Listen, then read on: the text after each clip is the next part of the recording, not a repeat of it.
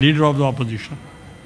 He wants to say something, पर यहाँ से कोई ना कोई तो उठेगा.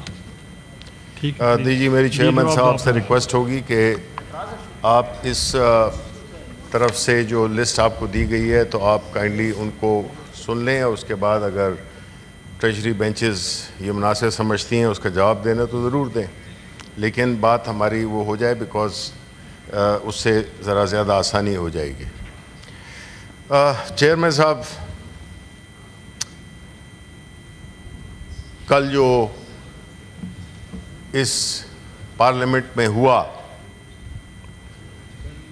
उसकी हम जिसमें कि हमारे मेंबरान को ज़बरदस्ती उठा लिया गया, मेंबर पार्लियामान, मेंबर नेशनल असेंबली, इस हाउस की सैंक्टिटी को वायलेट किया गया, इस हाउस के तकद्दुस को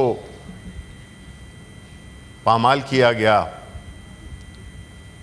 और जिस तरीके से कल एक स्पेक्टिकल लगा पार्लियामेंट के बाहर, तो लगता ये था कि ये पार्लियामेंट हाउस मुजरिमों की आमाजगाह है, न कि इस मुल्क के 22 करोड़ अवाम की नुमाइंदे यहाँ पे बैठते हैं.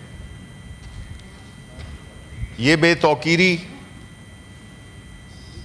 हर तरह से काबिल मुज़म्मत है और हम ये समझते हैं कि जिस तरह से मुझे अफसोस है कि पार्लियामेंट तो सबकी सांझी है और जो पार्लियामेंट का वक़ार कल जो मजरूह हुआ, बुरी तरह मजरूह हुआ, पूरे पाकिस्तान ने देखा, लेकिन एक लफ्ज़ भी ट्रेजरी बेंचेस से इसको कंडेम करने का नहीं आया. जो अगर आप इसका मतलब है कि आप इंडोर्स कर रहे हैं जो वाक़या हुआ है, तो ये बड़े अफसोस की बात है और आपको सोचना चाहिए कि अगर आपकी जमातें सुकड़ के, सबसे पाकिस्तान की बड़ी जमातें होने के बावजूद आप सुकड़ के इतनी रह गई हैं तो उसकी क्या वजह है? उसकी वजह ये इस किस्म की चीज़ें हैं जो कि आप करते हैं, क्योंकि आपने अवाम को छोड़ दिया है और आप सिर्फ ज़ाती मफादात की तगदों में लगे हुए हैं. दूसरी तरफ ये ईवान, जिसको कि मेरा ख्याल है कि एक रेजोल्यूशन पास करना चाहिए था कि जो भी हुआ है हमारे लोअर हाउस में उसकी शदीद मज़म्मत करनी चाहिए एज अ पार्लियामेंटेरियन, चाहे वो सेनेट के हों, चाहे वो नेशनल असेंबली के हों, चाहे वो प्रोविंशियल असेंबलीज़ के हों, वो पार्लियामेंटेरियंस कहलाते हैं और वो आवाम के नुमाइंदे होते हैं. और आवाम के नुमाइंदे कौन होते हैं? वो होते हैं जिनको कि कौम ने अपने वोट से मुंतखब किया हो. वो नहीं होते कि जिनको फॉर्म 47 के ज़रिए इलेक्ट करा दिया गया हो. इसी वजह से शायद इस पार्लियामान में उन लोगों की मौजूदगी जो कि अवाम के हकीकी नुमाइंदे नहीं है, उसी वजह से, उस शिद्दत से और उस जज्बे से इस वाक़ये को कंडेम नहीं किया गया. अब ये पार्लियामान एक ऐसा फोरम बना दिया गया है जिसमें कि अवाम के लिए बात कम और किस तरीके से ऐसे कवानीन बनाए जाएं जिससे कि पाकिस्तान तहरीक इंसाफ को दीवार के साथ लगाया जाए. देखें, आप माने या ना माने, पाकिस्तान तहरीक इंसाफ इस मुल्क की सबसे बड़ी सियासी जमात है. वो 8 फरवरी को भी साबित हुआ बावजूद तमाम मुश्किलात के, और वो 8 सितंबर को भी हुआ. इस हाउस ने बड़ी जल्दबाजी में एक ऐसा कानून पास किया जिससे कि जो बुनियादी तौर पे अगर आप कुछ अरसा आगे जाएं, हम तो आज भी समझते हैं और जो समझने वाले हैं उसको आज भी समझते हैं कि वो हमारे यहाँ जो हुए कानून पास हुए हैं उनमें से सबसे शर्मनाक कानून जो पास हुआ है वो ये है, क्योंकि ये पार्लियामान ने अपने पांव पे खुद कुल्हाड़ी मारी है। ہم استعمال ہوئے ہیں. ہم نے جمہوری قوتوں کے راستے میں دیواریں کھڑی کر دی ہیں. ہم نے دیکھا کہ ابھی ادھر بیٹھے ہوئے تھے کامرس منسٹر. میں ان سے پوچھتا کہ پاکستان کے جو ایکسپورٹس ہیں, پاکستان کا جو ٹریڈ ہے, یہ کنٹینرز کراچی میں ہونے چاہیے تھے, یہ کنٹینرز ادھر ہونے چاہیے, ایکسپورٹس کے لیے استعمال ہونے چاہیے تھے. یہ کنٹینرز آپ نے پاکستانی عوام کے گرد ایک ایسا محاصرہ کر لیا ہے جس سے کہ نہ تو آپ کی ایکسپورٹس, لیکن آپ اس پہ خوش ہیں کہ جی ہم نے روک لیا, ہم نے اس شہر کو بڑا محفوظ کر دیا.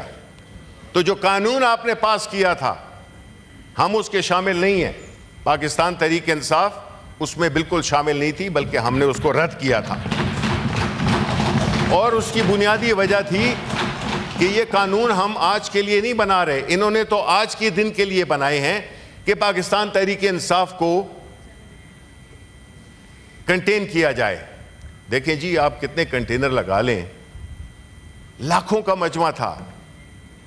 ہم پوچھنا چاہیں گے کہ کیا وجہ تھی کہ اس قانون کے بعد, ایک لیگل پرمیشن کے بعد, پورے قوانین کی, روٹ کی, ہر چیز کی عملداری کرتے ہوئے پاکستان تحریک انصاف کو ایک ایسی جگہ دی گئی جس میں کہ میں چاہوں گا کہ آپ لوگ بھی جلسہ کریں.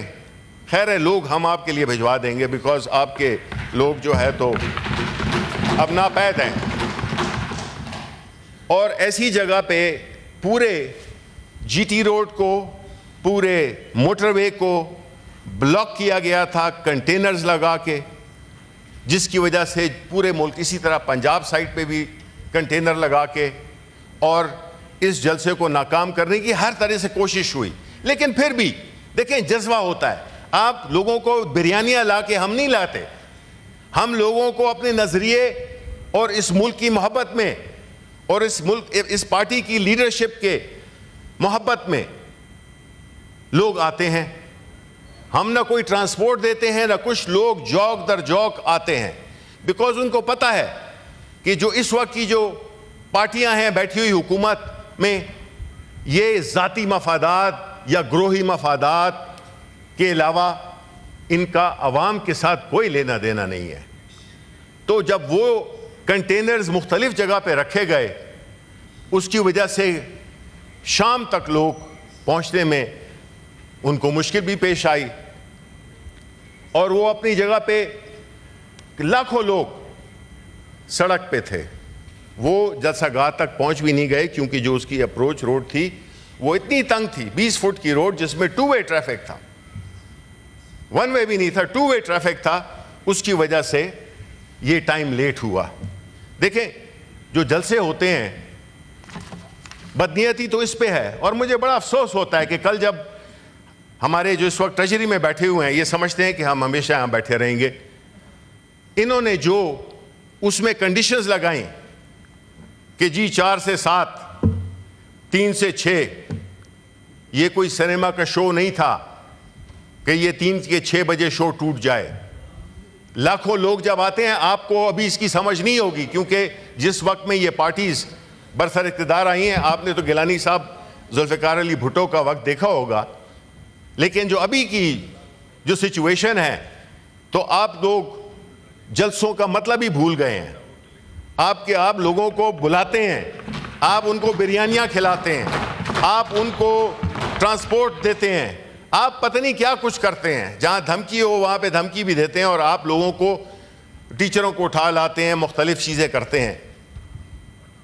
یہ جو ہوا ہے اس سے کیا ہوا کہ ایک موقع چاہیے تھا کہ ہم نے یہ جلسہ ناکام ہونے دینا ہے, لیکن جب دیکھا کہ لاکھوں کی تعداد لوگ آئے اور پرامن طریقے سے, باوجود تمام مشکلات کے کہ رات کو جانا جو پشاور کے لوگ تھے ادھر سے بھی بند تھا, جی ٹی روڈ بھی بند تھا, سب کو دونوں اطراف سے بند کیا گیا تھا. دیکھیں یہ پاکستان کے لوگ ہیں, یہ کوئی پاکستان کے دشمن نہیں ہے، یہ ایک سیاسی جدوجہد کر رہے ہیں. آپ اس قسم کے اقدامات کر کے نفرتیں بڑھا رہے ہیں. آپ کو یا ہمارے ملک کو یہ سوٹ نہیں کرتا. یہ ملک دیکھیں کس طرف جا رہا ہے، یہاں پہ کیا معاشی صورتحال ہے، کیا سماجی صورتحال ہے، کتنے مسائل سماج میں پیدا ہو گئے ہیں. مہنگائی ہے، لا اینڈ آرڈر نہیں ہے، ادارے مفلوج ہو چکے ہیں. اور جس طرح کے فراز صاحب نے کہا تھا کہ جنگل میں لپک رہے تھے شعلے، طاؤس کو رقص کی پڑی تھی. اب دیکھیں ملک میں جو بدحالی ہے اس کا آپ احساس اگر آپ کو نہیں ہوگا تو آپ جب ووٹ مانگنے جائیں گے تو آپ کو پھر پتہ چل جائے گا. پھر یہی ہوگا کہ آپ ہر دفعہ سمجھیں گے کہ یار بس صرف فارم 47 ہے، اس کی مار ہے. یہ ایسے ہوگا نہیں. دیکھیں چیئرمین صاحب، اس وقت ملک شدید مشکلات میں ہے. ہماری فائنانس منسٹر کل آئے تھے، انہوں نے کوئی کانکریٹ جواب بلکہ فیکٹس اینڈ فگرز، جو بینکرز ہوتے ہیں یا فائنانس کے منسٹرز ہوتے ہیں وہ فیکٹس اینڈ فگرز بتاتے ہیں، وہ ایک لیکچر نہیں دیتے ہیں. جو فیکٹ ہے کہ جو یہ پولیٹیکل انسٹیبلٹی، ہمیں جتنے بھی باہر کے دوست ممالک ہیں انہوں نے ہمیں یہی کہا ہے کہ آپ اپنے ملک میں سیاسی استحکام لائیں. سیاسی استحکام اس طرح نہیں آتا جب آپ نے ملک کی سب سے بڑی سیاسی جماعت کو دیوار سے لگا دیا ہو، جیلوں میں ڈال دیا ہو.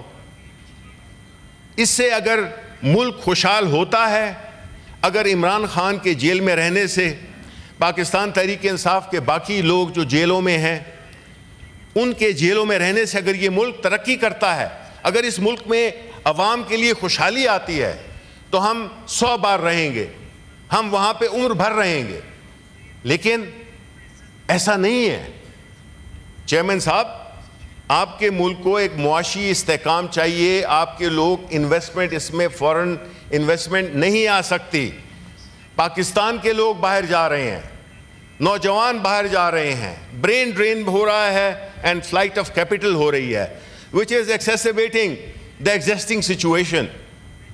کیوں نہیں سوچتے بھائی، ہم بھی اسی ملک کے ہیں، ہم کوئی دشمن لوگ نہیں ہیں، ہم کوئی غزہ میں نہیں ہیں کہ ہمارے اوپر بمباری کی جائے.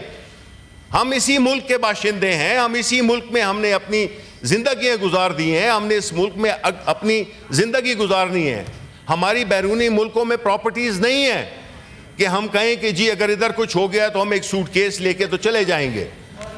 تو اس لیے یہ جو ہے اس قسم کی فضول جگت بازی سے اس ملک کے مسئلے بہت سیریس ہیں.